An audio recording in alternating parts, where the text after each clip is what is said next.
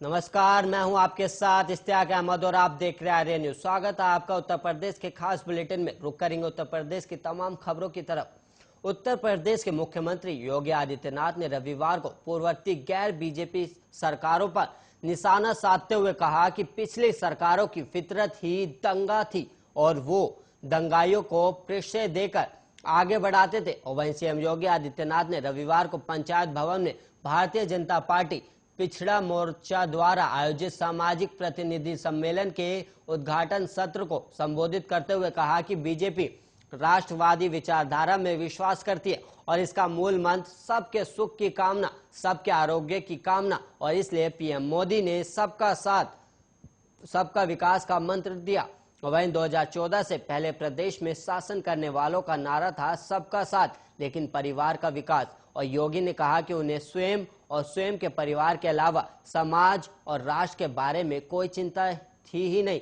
और यही कारण रहा कि प्रदेश पिछड़ता गया और बदहाली होती गई। और वहीं दंगों की आग में प्रदेश झोंक दिया गया। और सामाजिक प्रतिनिधि सम्मेलन में प्रदेश भर से आए प्रजापति समाज के लोगों का स्वागत करते हुए सीएम ने कहा कि जब पर्व त्योहार आते थे, जब आस्था का सम्मान करना होता था, व्यापार का समय होता था, तब प्रदेश में कर्फ्यू लग जाता था, दंगे होते थे, क्योंकि पिछली सरकारों की फितरत ही दंगा थी और वो दंगाइयों को प्रश्रय देकर आगे बढ़ाते थे और दंगों से प्रदेश की जनता प्रताड़ित थी। और वहीं प्रजापति समाज के लिए बीजेपी सरकार द्वारा लागू की गई योजना की चर्चा करते हुए योगी ने कहा कि दीपोत्सव का कार्यक्रम अयोध्या में होगा तो 9 लाख दीपक अयोध्या में जलाएंगे और हमने तय कर दिया है कि मिट्टी के ही दीपक जलाएंगे। और दीपावली के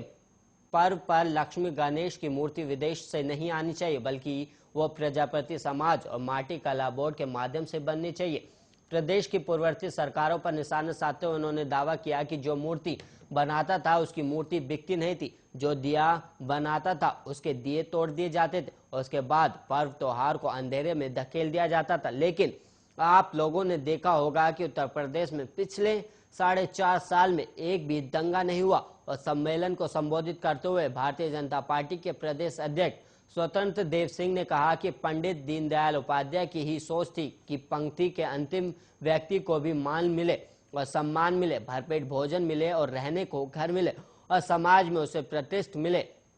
और सम्मेलन में उत्तर प्रदेश के उप मुख्यमंत्री केशव प्रसाद मौर्य ने विपक्षी समाजवादी पार्टी और बहुजन समाज पार्टी पर हमला करते हुए कहा कि 2019 में नरेंद्र मोदी को पीएम की कुर्सी से हटाने के लिए सपा बसपा एक हो गए, लेकिन जनता की सजगता से मोदी को प्रधानमंत्री बनने से रोक नहीं पाए और उन्होंने चुनाव के लिए पिछड़े वर्ग की जिम्मेदारी यूपी में बीजेपी की दूसरी पारी और अब की बार 300 पार जैसे नारे दिए। और उन्होंने दावा किया कि 100% में 7% वोट बीजेपी के और 40% वोटों में बंटवारा है और बंटवारे में भी बीजेपी का वोट है।